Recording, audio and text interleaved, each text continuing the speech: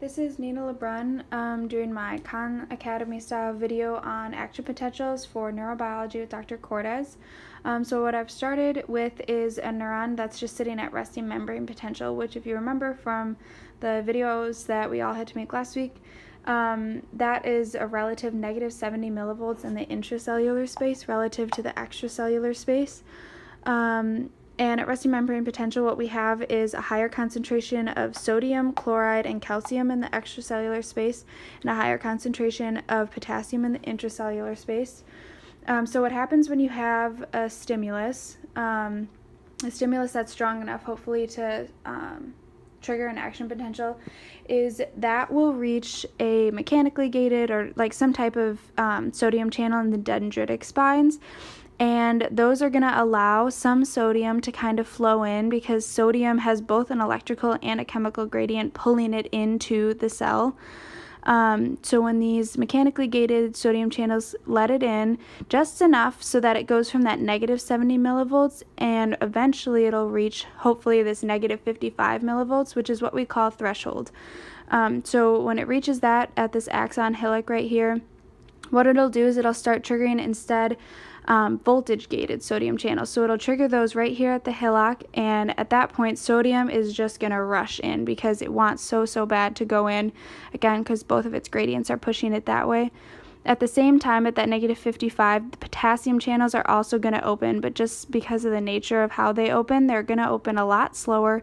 And potassium isn't quite as eager to rush out because even though its chemical gradient is pushing it out, its electrical gradient, because it's positive, is wanting it to keep in this negative intracellular space. So sodium is rushing in, potassium's like kind of slowly going out, and that is what gives us this depolarization phase of the action potential. So this was the resting membrane potential at negative 70.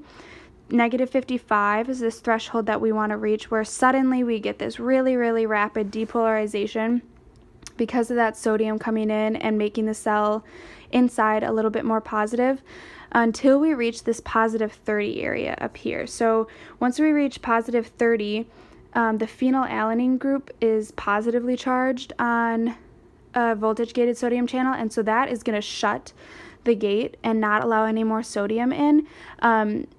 And also because now the intracellular space is positive, the potassium now has both its electrical and chemical gradients pushing it out. So all of these positive ions are going to leave the cell, and that's going to cause a rapid repolarization of the neuron, where it's dropping again into the negative space.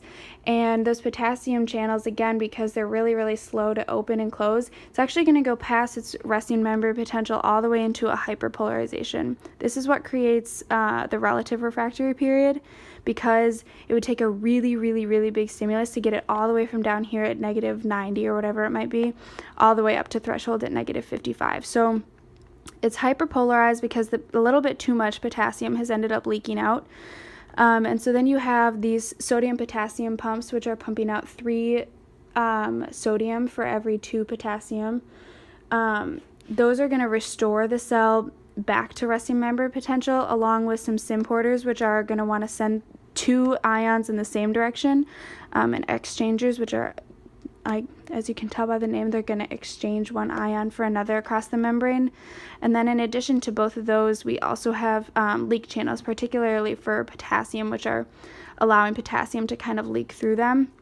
So all those things together are going to help restore resting membrane potential in the neuron. So again, this is what the graph looks like if you were to have a probe in the intracellular and the extracellular space and just see what that difference is between those two voltage-wise. But then if you look back at the neuron, something I want to point out is where all these channels are concentrated. So we had the mechanically gated ones in the dendritic spines, and then those voltage-gated sodium and potassium ones, they start here at the axon hillock, and then they're going to be really highly concentrated in each of these nodes of Ranvier between these myelinated areas on the axon. And what that's going to create is saltatory conduction, which allows the signal to kind of jump from node to node along the axon, and that's going to way speed up this process, because if there weren't these nodes to let sodium and potassium go in and out, then the axon would need to just be like constantly replenishing its supply of those ions, versus this way it can kind of diffuse down a little bit with the voltage change, and then all of a sudden a whole bunch more ions flow in and out, and then it can kind of diffuse down and a whole bunch more. So this signal kind of leaps from like node to node, speeding it up along the axon until it gets down here. And once it gets down here with that -55, it's going to trigger these voltage gated calcium channels, which are more concentrated over here in the axon terminals. Those are going to allow calcium in. The calcium is then going to kind of usher these vesicles over to the cell membrane so that they can release their neurotransmitters into the synaptic gap. And I'll talk more in the next video about synaptic transmission, but this action potential, because of the change in voltage that it creates, is going to be the thing that triggers all these voltage gated channels all the way down to the end of the neuron, moving the action potential from the dendrites all the way to the axon terminals.